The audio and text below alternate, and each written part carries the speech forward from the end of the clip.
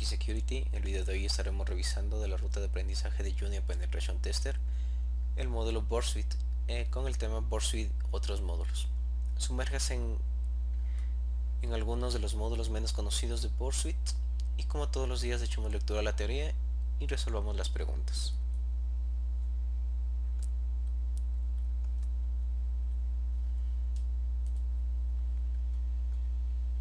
Tarea 1. Introducción. Además de las conocidas salas de Repeater y de Intruder, Board Suite también tiene varios módulos integrados un poco más oscuros. Esto es lo que cubriremos en esta sala. Especialmente veremos las herramientas de codificador, comparador y secuenciador. Esto nos permite trabajar con texto codificado, comparar conjuntos de texto y analizar la aleatoriedad de los tokens capturados, respectivamente. Ser capaz de realizar estas tareas relativamente sencillas directamente dentro del Board Suite puede ahorrar mucho tiempo, por lo que vale la pena dedicar el tiempo para aprender a usar estos módulos de manera eficiente. Sin más preámbulos, saltemos y comencemos a ver Decoder. Iniciemos la máquina. Responde a las siguientes preguntas. Despliegue la máquina adjunta a esta tarea también debe implementar AttackBox usando iniciar AttackBox en la parte superior de la página. Si no está usando su propia máquina virtual de ataque local, nota. Si no está usando AttackBox y desea conectarse a esta máquina sin la VPN, puede hacerlo usando este enlace una vez que la máquina se haya cargado completamente y se pueda ver la dirección IP, ¿ok? Como ya lo hicimos en la otra sala, preferible trabajar en AttackBox directamente. Completado. Tarea 2. Descripción general. El módulo de Board Suite Decoder nos permite manipular datos. Como sugiere el nombre, podemos decodificar la información que capturamos durante un ataque, pero también podemos codificar nuestros propios datos, listas para enviarlos al objetivo. Decoder también nos permite crear hashrooms de datos, además de proporcionar una función de decodificación inteligente que intenta decodificar los datos proporcionados de forma recursiva hasta que vuelva a ser ser texto sin formato, como la función de Magic de Cyberchef.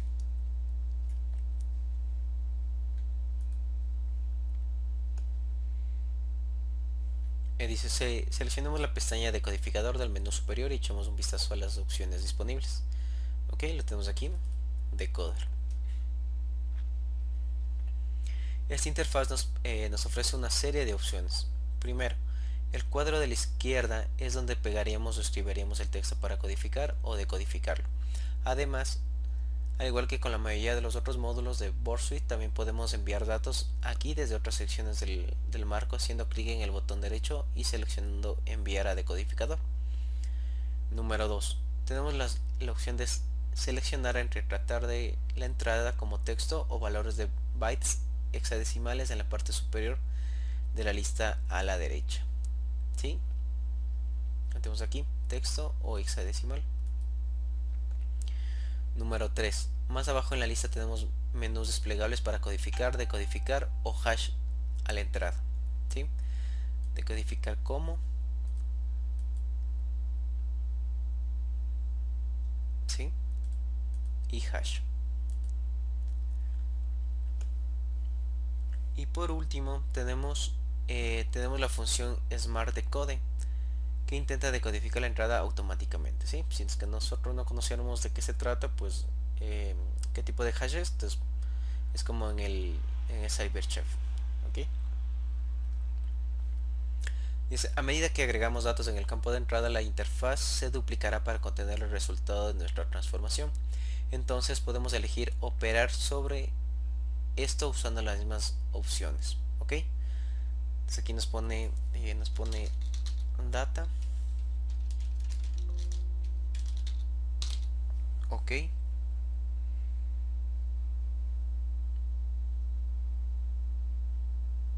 Y nos dice, veamos las transformaciones disponibles en las próximas tareas. Entonces aquí yo puedo decodificar como base 64 y lo tenemos aquí, ok.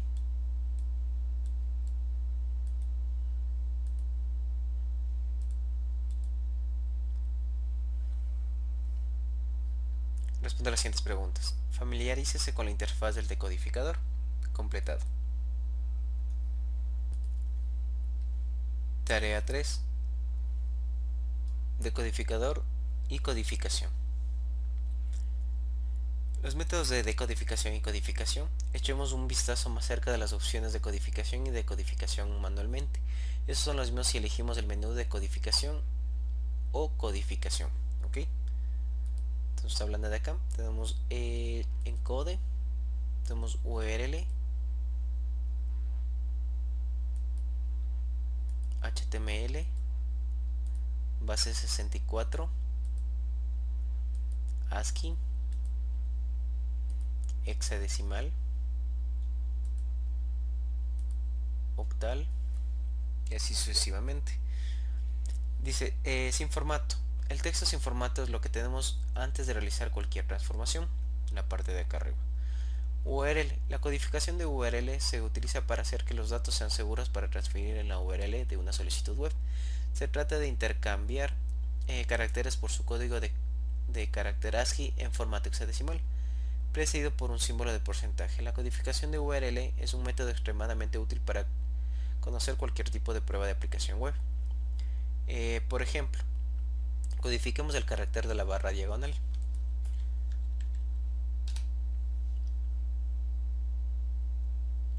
El código de carácter ASCII para una barra diagonal es 47. Esto es 2F en hexadecimal, lo que hace que la URL esté codificada como una barra inclinada porcentaje 2F. Podemos confirmar esto con un decoder escribiendo una barra diagonal en el cuadro de entrada y luego seleccionando encode URL. ¿Sí? Porcentaje 2F. Listo. Tenemos HTML. Codificar texto como entidades HTML implica reemplazar los caracteres especiales como un ampersand, seguido de un número hexadecimal o una referencia. El carácter que se está escapando luego un punto y coma, por ejemplo, una comilla tiene su propia referencia. Ampersand quote. Cuando se inserta en una página web se reemplazará por una comilla doble. Este método de codificación permite que los caracteres especiales del lenguaje HTML se representen de forma segura en las páginas HTML y tiene la ventaja adicional de que se utiliza para enviar ataques como cross-site scripting.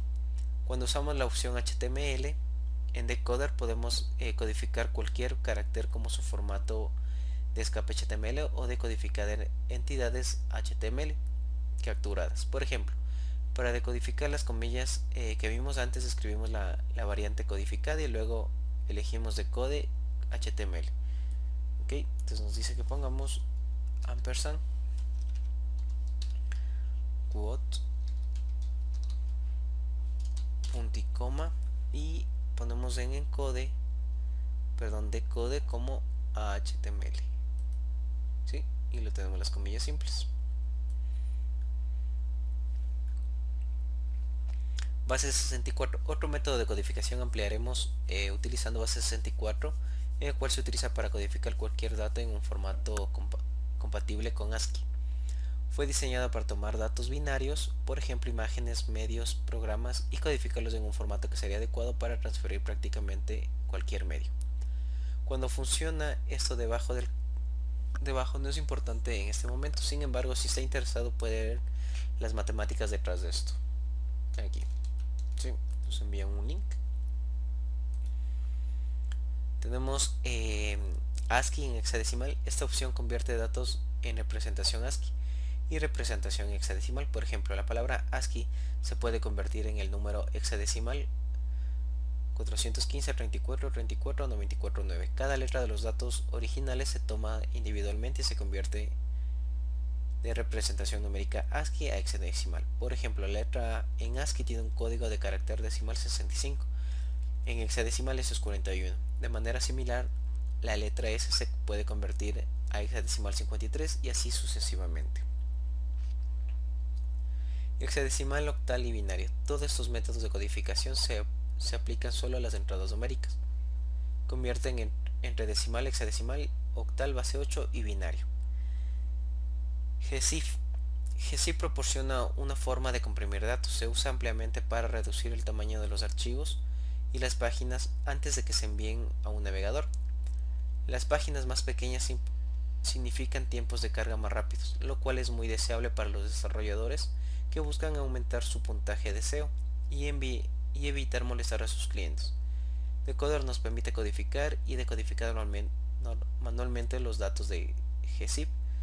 Aunque esto puede ser difícil de procesar, ya que a menudo no es ASCII, Unicode válido.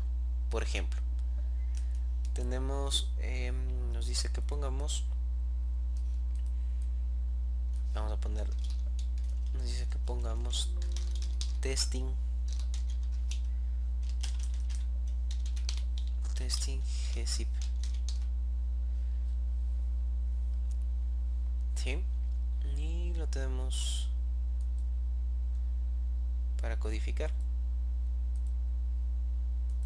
A ver, buen code. Sí, es un poquito extraño para poder entender. Ok, podemos suponer cualquiera de estos. Por ejemplo, podríamos tomar una frase como Bursuit Decoder y convertirla en ASCII hexadecimal y luego a octal.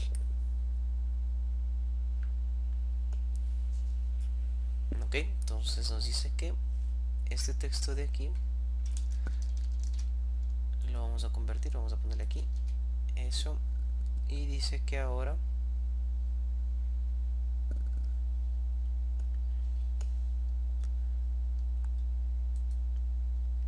vamos a codificar. Nos dice primero en ASCII, lo tenemos ahí,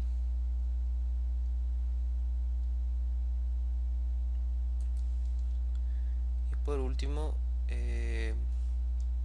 octal. ¿Sí? Como lo tenemos en la parte de acá. Ok, entonces tenemos encode ASCII hexadecimal, acá octal,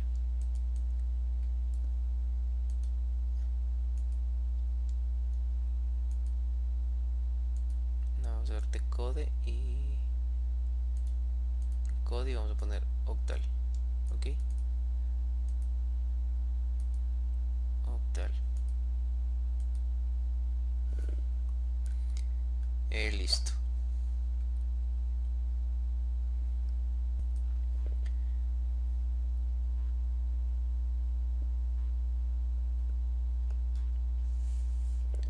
Cuando se combinan estos métodos nos brindan un gran control sobre los datos que estamos codificando o decodificando. Como habrán notado en los ejemplos, cada método de codificación está codificado por colores para permitirnos ver rápido y fácilmente qué transformación se ha aplicado. Formato hexadecimal. Ingresar datos en formato ASCII es excelente, pero a veces necesitamos poder editar nuestra entrada byte por byte.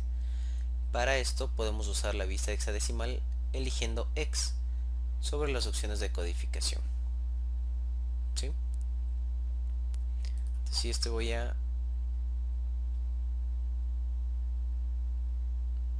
vamos a hexadecimal, entonces tengo que poner acá no X y X igual. Ok,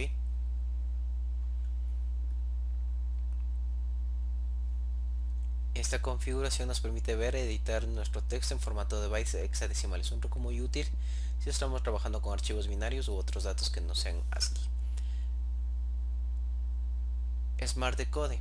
Finalmente echemos un vistazo a la opción de codificación inteligente. Esta característica de decoder intenta decodificar automáticamente el texto codificado. Por ejemplo, tenemos esta de aquí, vamos a copiar.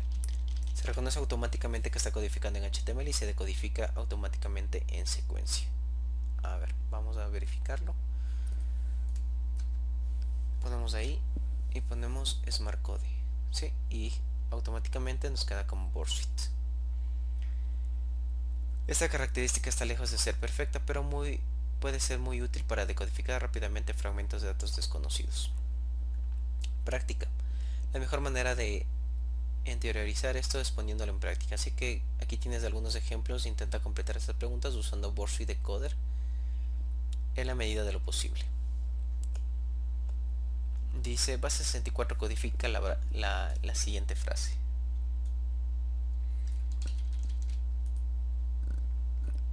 ¿Cuál es la versión codificada en base 64 de este texto? Entonces vamos a copiar. Y dice que vamos a codificar en base 64. Listo. Vamos a verificar. Listo. Siguiente pregunta.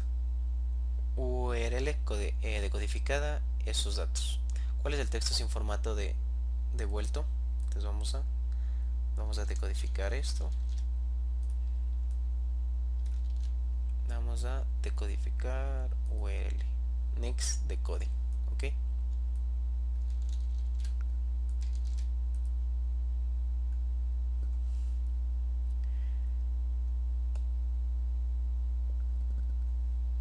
Nos dice use Smart Decode para decodificar esos datos. ¿Qué es el texto decodificado? Entonces copiémonos de esto.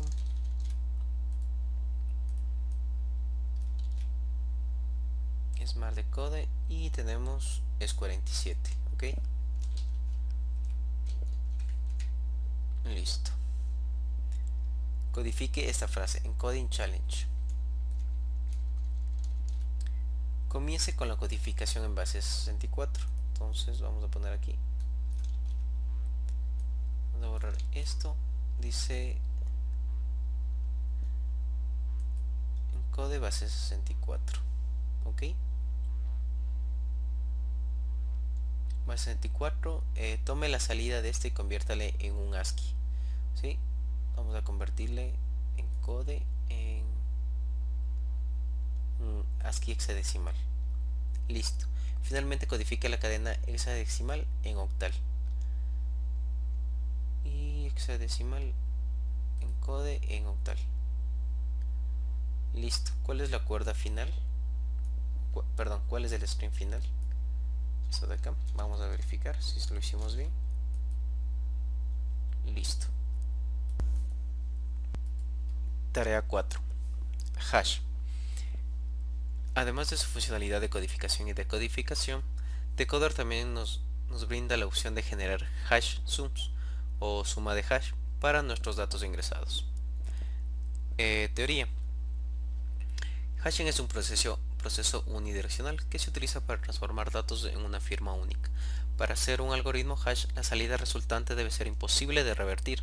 Un buen algoritmo hash asegura que cada dato ingresado tenga un hash completamente único. Por ejemplo, al usar el algoritmo MD5 para generar un hash sum para el texto MD5 sum, devuelve el siguiente hash. Usar el mismo algoritmo para generar un hash sum para MD5 da un hash completamente diferente, a pesar de las similitudes de la entrada. Pero recordemos que lógicamente pues aquí está todo mayúsculas y aquí solo las dos primeras letras están mayúsculas. Entonces lógicamente son diferentes. Por esta razón los hash se utilizan con frecuencia para verificar la integridad de los archivos y documentos, ya que incluso un cambio muy pequeño en el archivo hará que la suma del hash cambie significativamente. Nota. El algoritmo MD5 está en desuso y no debe usarse para aplicaciones modernas. Del mismo modo, el hash también se utilizan para almacenar contraseñas de forma segura, ya que debido al proceso de hash unidireccional, lo que significa que los hash nunca se pueden revertir. Las contraseñas serán relativamente seguras incluso si se filtra la base de datos. Cuando un usuario crea contraseñas, la aplicación la codifica y la almacena. Cuando el usuario intenta iniciar sesión, la aplicación genera un hash de la contraseña que envía y lo compara con el hash almacenado. Si los hashes coinciden, entonces la contraseña era correcta. Cuando se utiliza esta metodología, una aplicación nunca tiene que almacenar la contraseña original, texto sin formato. Hashing decodificador.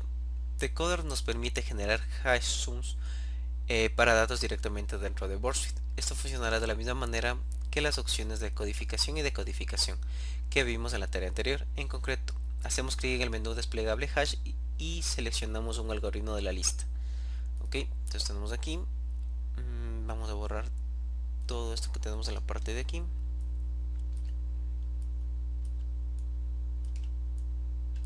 Y listo, tenemos hash aquí y tenemos todas estas codificaciones, ok. Más abajito tiene que estar el MD5 que nos estaban indicando. Sí, MD5, ok. Esta es una lista significativamente más larga que con los algoritmos de codificación y decodificación. Vale la pena desplegarse hacia abajo en la lista para ver los muchos algoritmos hash disponibles. Continuando con nuestro ejemplo anterior, ingresemos md5zoom en el cuadro de la entrada. Luego desplácese hacia abajo en la lista hasta encontrar md5. Aplicar eso nos envía automáticamente a la vista hexadecimal. ¿Ok? Entonces nos dice que vamos con este de aquí, md5, y nos vamos hacia hash. En hash vamos a buscar md5, lo tenemos aquí y lo pasamos a hex. Sí, tenemos así y lo pasamos a hex y lo tenemos en la parte de aquí. Ok, debería coincidir con la parte de acá, ¿no? Como nos decía, md5 tiene 4a, e1, a0 y termina en 5e, 8c. Ok, estamos bien.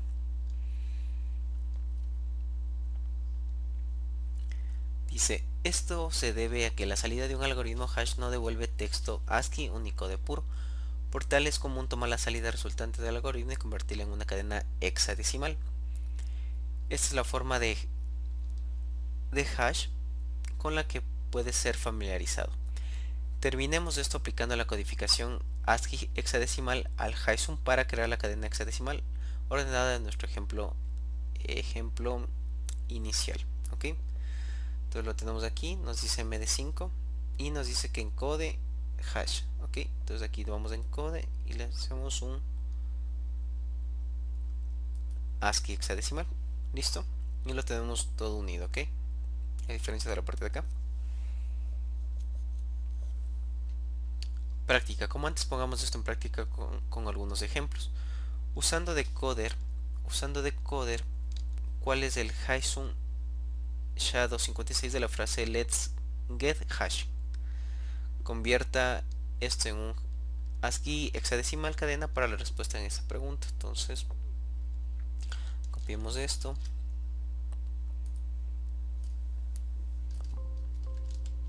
borramos esto y vamos a pegar, ¿sí?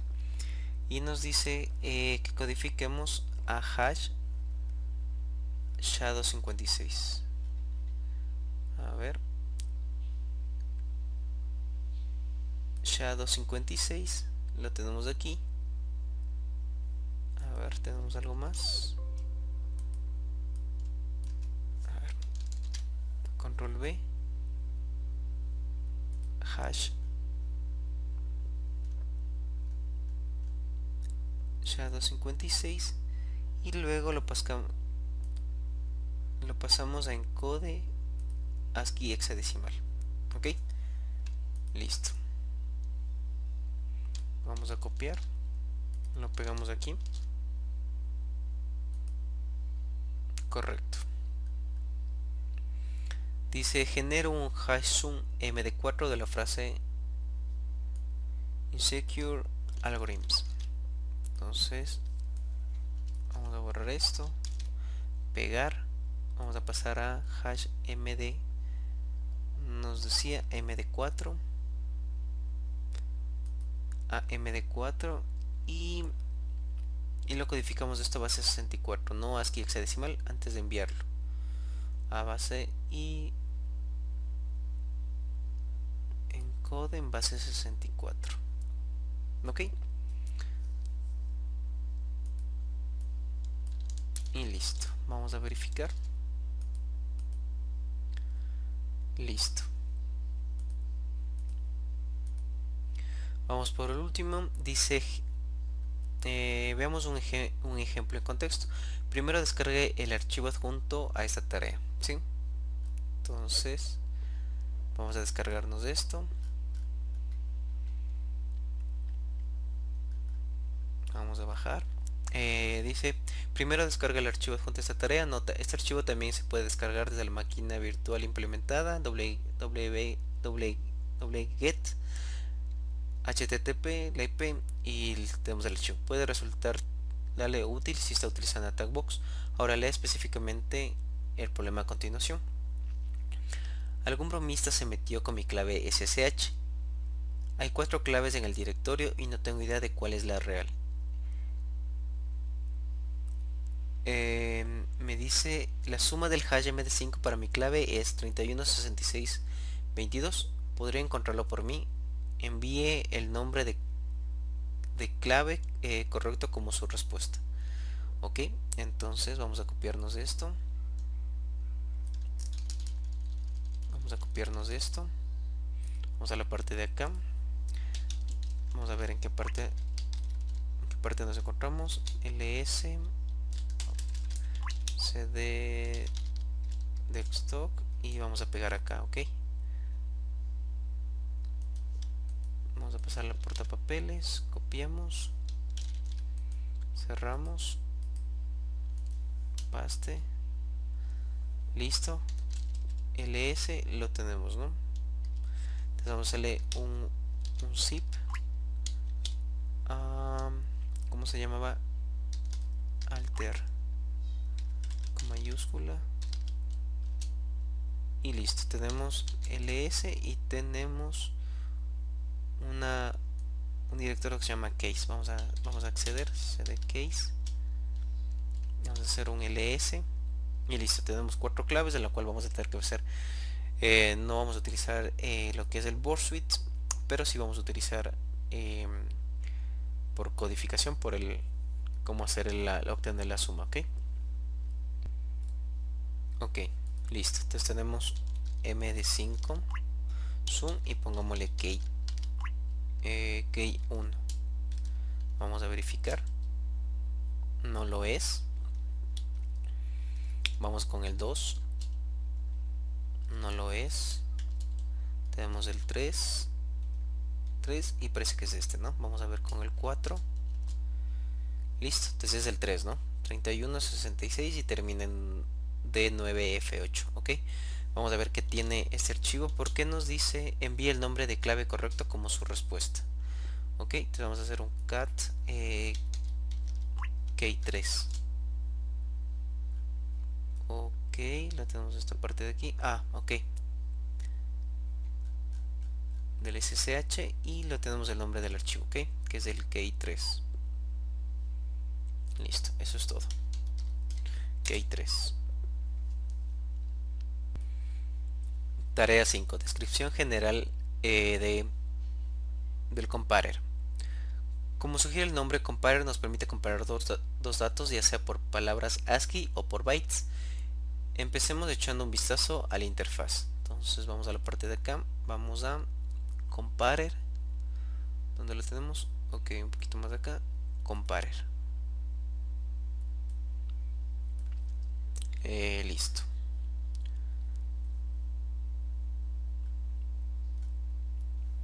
Vamos a ver la interfaz. La interfaz se puede dividir en 3 partes principales. La primera, tenemos la parte de acá.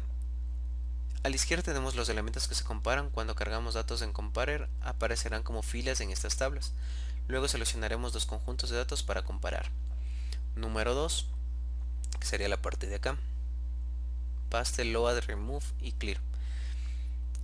En la esquina superior derecha tenemos opciones para pegar datos desde el portapapeles, cargar datos desde un archivo, eliminar la fila actual, eliminar y borrar todos los conjuntos de datos.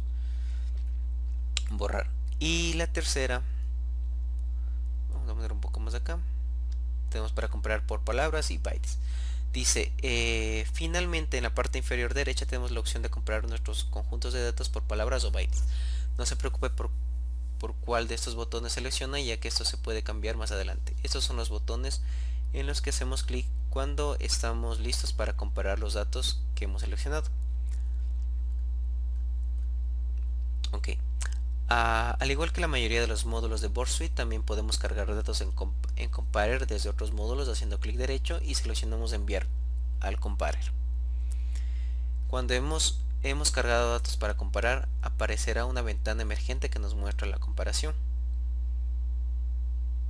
¿Sí? Como ustedes pueden ver en este ejemplo, tiene todo igual y los une, ¿no?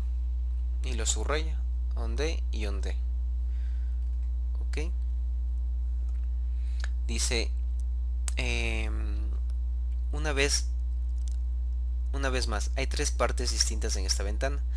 1. Los datos comparados ocupan la mayor parte de la ventana. Esto se puede ver en formato de texto o de hexadecimal. El formato inicial viene determinado por si elegimos comparar por palabras o por bytes en la ventana anterior, pero esto se puede sobreescribir usando los botones de encima de los cuadros de comparación, ¿sí? Como dice aquí, text y x. Número 2. La clave para la comparación se encuentra en la parte inferior de la izquierda y se muestra que colores indican datos modificados, eliminados y agregados entre los dos conjuntos de datos. ¿Ok? Entonces dice agregados, eliminados y modificados. Entonces modificados tenemos onde y onde. ¿Ok? Y la número 3, en la parte inferior derecha de la ventana, está casilla de la verificación sincronizar vistas. Cuando se selecciona esto significa que ambos conjuntos de datos sincronizarán formatos, es decir, si cambia uno de ellos a la vista hexadecimal, el otro hará lo mismo para coincidir. ¿Ok? Eso es cuando ya carguemos los datos, tendremos esta ventanita de aquí. Y nos dice,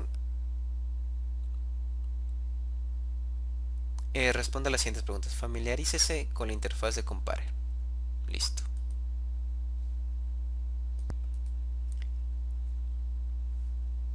Tarea 6. Comparer. Ahora sabemos lo que hace Comparer, pero ¿cómo es útil? Hay muchas situaciones en las que poder comparar rápidamente los datos potencialmente muy grandes puede resultar útil.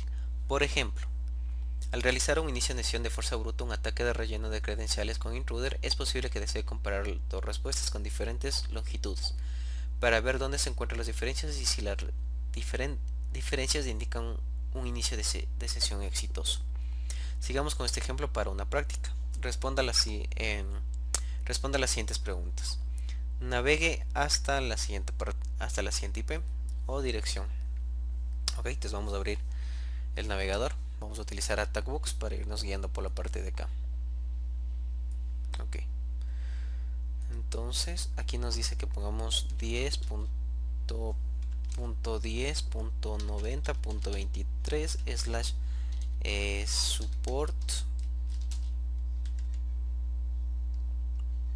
support y login. Ok, a ver, 10.10.90.90.93. ok, listo. Intente iniciar sesión con un nombre de usuario y una contraseña no válidas. Capture la solicitud en BoardSheet. Ok,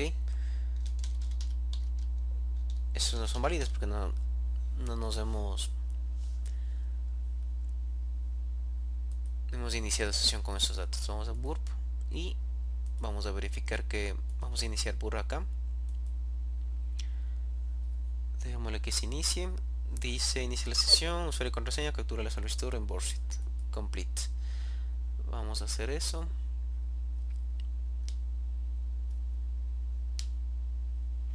Igual tenemos que coger un paquete que sea por el post, una solicitud post. Ok, entonces vamos next y start. Ok, vamos a verificar. Vamos al proxy, está encendido.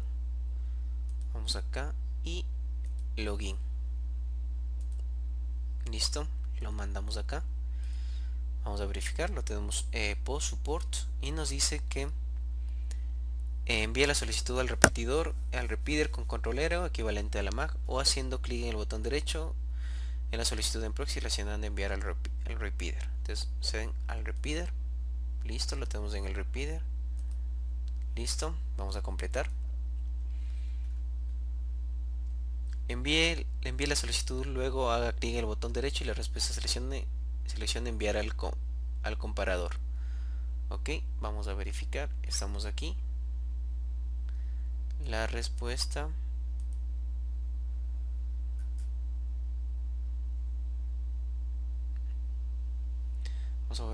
vamos acá al compare. A ver, nos vamos a enviar. Ok, esta parte de aquí, entonces no estamos aquí en el request y ponen enviar. Una vez que ponen enviar, response, y ahí sí dice que vayamos y mandemos mandemos al comparer.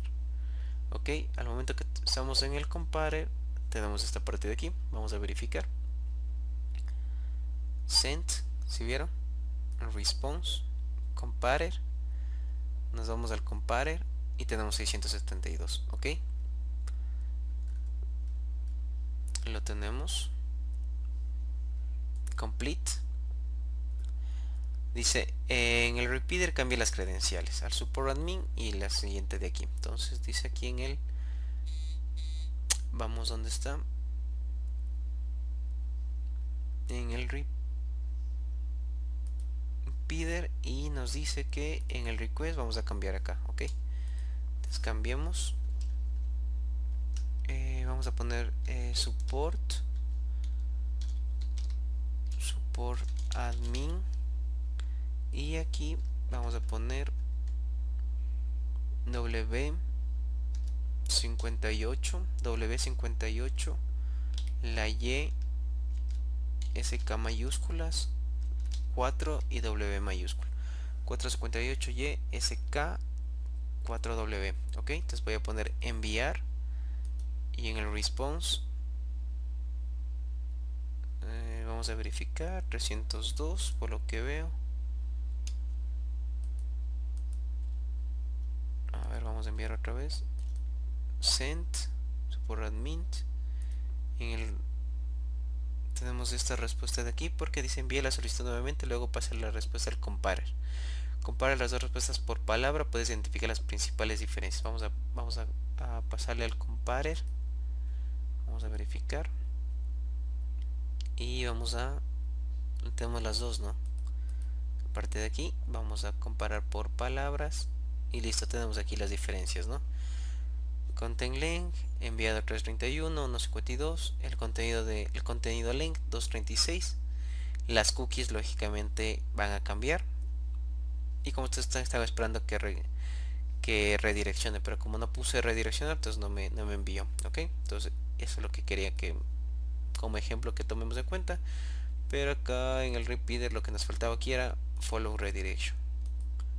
Ok, entonces ahí sí, y ahí estaba adentro. Ok, ahí sí entró. Pero bueno, eso como les digo, pues esa era la parte del comparar las palabras y verificar. Ok, están las modificadas. Las eliminadas, pues aquí ya no es support y aquí está el login, lógicamente porque ya ingresó. Ok, listo. Te vamos a poner comparar, y compara las dos respuestas por palabras. Puedes identificar las principales diferencias. Sí, ya lo hicimos. Listo. Tarea 7. Sequencer, descripción general. Sequencer es una de las herramientas que rara vez se usa en un CTF y otros entornos de laboratorio, pero es una parte esencial de una prueba de penetración de aplicaciones web del mundo real. En resumen, Sequencer nos permite medir la entropía o la aleatoriedad, en otras palabras, de los tokens, cadenas que se utilizan para identificar algo y en teoría deberían generarse de forma criptográficamente segura. Por ejemplo, es posible que deseemos analizar la aleatoriedad de una cookie de sesión o un token de falsificación de solicitud entre sitios, CSRF, que protege el envío de un formulario. Si resulta que estos tokens no se generan de forma segura, podemos en teoría predecir los valores de próximos tokens. Solo imagine las implicaciones de esto si el token en cuestión se usa para restablecer la contraseña. Ok, entonces tenemos por acá sequencer. ¿Sí? Nos dice, comencemos como siempre echando un vistazo a la interfaz del sequencer. Ya tenemos aquí. Nos dice hay dos métodos principales que podemos usar para realizar análisis de tokens con sequencer.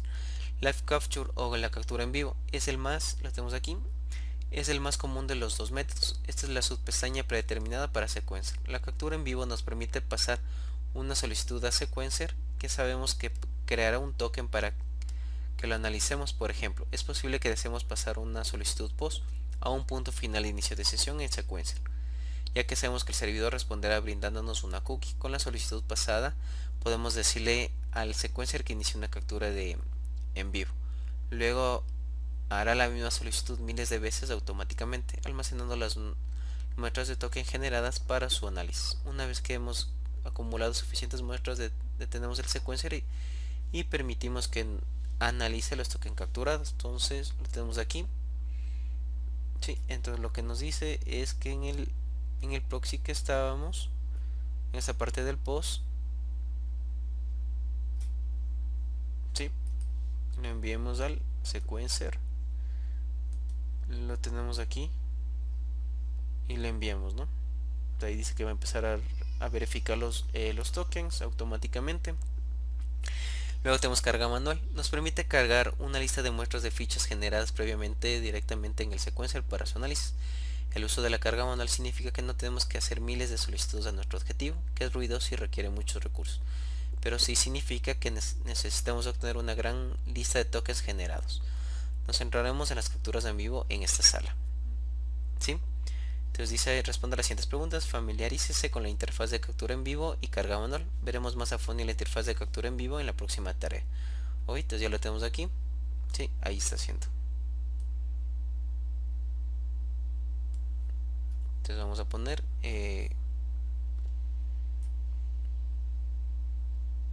poner analizar ahora. Y me parece que un poquito sí se demora. Ok.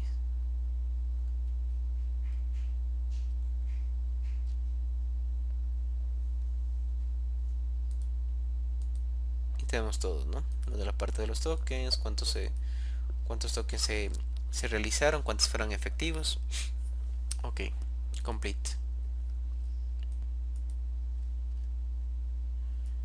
Tarea 8, captura en vivo. La mejor forma de aprender es haciendo. Aprendamos a usar la captura en vivo de secuencia realizando un análisis de entropía en el token de fuerza bruta utilizando el formulario de inicio de sesión del administrador. Ok, entonces vamos a hacer esto. Vamos al proxy. Vamos a apagar esto, vamos a encender.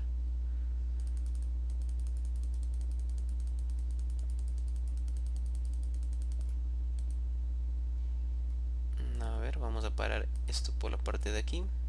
Ok, y aquí nos dice que nos vayamos a admin login. Ok, entonces vamos acá.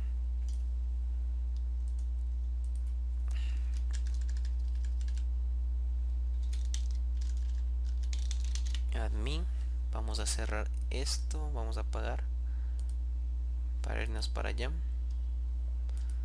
Vamos a admin login. Ok, lo tenemos ahí. Vamos a encender el burp. Vamos al burp suite para poner a capturar. Encendemos. Listo, vamos a la parte de acá y nos dice comencemos capturando una solicitud de la siguiente dirección en el proxy con el botón derecho en la solicitud y enviar a secuenciador. Ok, entonces vamos a verificar que se envió acá. Esto no tiene nada que ver. Ahí sí. Listo. Lo mandamos al secuenciador. Listo, tenemos una cookie en la parte de aquí, por lo que veo. A ver, tenemos un método get. Vamos a verificar si es... Sí, get admin login. Clic derecho y mandamos al sequencer. En el sequencer vamos a verificar, lo tenemos ahí. ¿Sí? Este de aquí vamos a limpiar. Clic y solo de... Ok, vamos otra vez. Clic derecho, enviar al sequencer y listo, tenemos en el sequencer aquí ya. Ok, sequencer, get y listo. Hasta ahí estamos bien. Dice, observe que la sección de ubicación del token dentro de la respuesta tenemos la opción de seleccionar entre cookie, campo de formulario y ubicación personalizada. En este caso estamos probando el login token. ¿Sí? El login token, así que seleccionamos el botón de radio para campo de formulario. Ok, entonces aquí login token. Ok, podemos dejar con seguridad todas las demás opciones por defecto en este caso, así que seguimos y hagamos clic en el botón iniciar captura en vivo. Ahora aparecerá una nueva ventana indicándonos que estamos realizando una captura en vivo y mostrándonos cuántos tokens hemos capturado hasta ahora. Necesitamos esperar hasta que tengamos una cantidad razonable de tokens capturados. Alrededor de 10.000 deberían ser suficientes. Cuantos más tokens tengamos, más preciso será nuestro análisis. 10.000 tokens, ok. Nota: podríamos haber optado por detener la captura, sin embargo, al elegir pausarlo en su lugar dejamos abierta la opción de reanudar la captura. En caso de que el informe no tenga suficientes muestras para calcular la entropía del token con precisión. Si quisiéramos recibir actualizaciones periódicas sobre el análisis también, podríamos haber marcado la casilla de verificación autoanalizar. Hacer esto le indicaría al BURF que realiza el análisis de entropía cada 2000 solicitudes aproximadamente, lo que nos brindará actualizarnos frecuentemente, que serán progresivamente más precisas a medida que se carguen más muestras en el sequencer. Vale la pena señalar que en este punto también podríamos optar por copiar o guardar los tokens capturados para su posterior análisis. Habiendo hecho clic en el botón de analizar ahora, BURF procederá a analizar la entropía de nuestro token y generar un informe. Veremos esto en la siguiente tarea. Ok, entonces dejémoslo que termine. Aquí nos dice: siga los pasos anteriores para realizar análisis de la entropía login token capturando por la admin y login ruta de nuestra aplicación web de destino. Ya lo hicimos. Pregunta de bonificación opcional: intentan realizar la captura nuevamente, pero esta vez controle sus solicitudes en Warchar. Puede ver que la captura en vivo de las solicitudes para ese análisis puede describirse como ruidosa. Ok, entonces vamos a terminar. Ok, ya terminó. Y analizar ahora. Ok, vamos a terminar que analice. Vamos a dejar ahí para ver qué es lo que nos dice la siguiente tarea. Ok, pues tuvimos más información que en el anterior. Ok, entonces vamos a poner a completar. Listo. Tarea 9. Análisis. Ahora que tenemos un informe para el análisis de entropía de nuestro token, es hora de analizarlo. BURF realiza docenas de pruebas en las muestras de las fichas de que capturó. No analizaremos todos estos, ya que se necesitaría mucho más que una sola tarea para hacerlo, y así sería muy intensivo en matemáticas para separar cada técnica. En su lugar nos centraremos en el resumen generado. Sin embargo, le animamos a que revise todos los resultados de las pruebas usted mismo. El informe del análisis de entropía generado se divide en 4 secciones principales. La primera de ellas es un resumen de los resultados. ¿Ok? Lo tenemos en la parte de aquí. ¿Sí? Y tenemos las mismas opciones. ¿Ok? El mismo resultado, la misma gráfica. Nos dice: el resumen nos da un resultado global, la entropía efectiva, un análisis de fiabilidad de los resultados y un resumen de la muestra tomada. Colectivamente, estos a menudo serán suficientes para determinar si el token se genera de manera segura o no. Sin embargo, en algunos casos es posible que necesitaremos ver los resultados de la prueba directamente. Esto se puede hacer en las pestañas de análisis de nivel de caracteres, análisis de nivel de bits. Como se mencionó anteriormente, no entraremos en estos para evitar profundizar en las profundidades de las matemáticas de análisis estadístico en una sola sala para principiantes. En resumen, con una probabilidad estimada del 1% de ser incorrecto según los datos proporcionados, nivel de significación del 1% debe ser incorrecto según los datos proporcionados, nivel de significación del 1%. BURF ha calculado que la entropía efectiva de nuestro token debería ser alrededor de 117 bytes. Este es un excelente nivel de entropía para tener un token seguro, aunque debe tenerse en cuenta que es imposible decir que con absoluta seguridad que este cálculo es completamente exacto. Sin embargo, simplemente debido a que la naturaleza del tema. ¿Ok? Responde a los siguientes puntos. Tómese un tiempo para revisar las pruebas que BURF usó para generar su resumen. No es necesario que las comprenda todos, pero sí es importante saber que existen. ¿Ok? Entonces tenemos aquí en la parte de acá.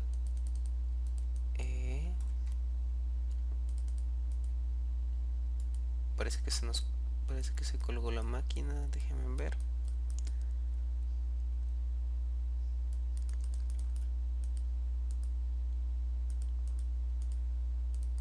Vamos a actualizarle.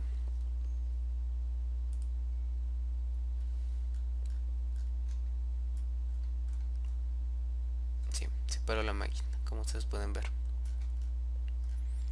Entonces vamos a poner completar. Tarea 10. Conclusión de la habitación. Es posible que el decodificador, el secuenciador y el comparador no sean tan conocidos como el proxy, el repeater o el intruder, sin embargo sigue siendo herramientas muy útiles. Ahora, debe sentirse cómodo usando el decoder para transformar datos, comparar para buscar diferencias entre dos conjuntos de datos y sequencer para realizar análisis de entropía en tokens. Esta sala ha cubierto lo suficiente para brindarle una comprensión fundamental de estos módulos. Ahora depende de usted ir a usarlos. La siguiente y última sala de los módulos pasará a examinar la herramienta de Borswider Extender. Ok, lo veremos en un próximo video. Responde a las siguientes preguntas. Entiendo cómo usar el decoder, sequencer y el comparer. Completado. Listo.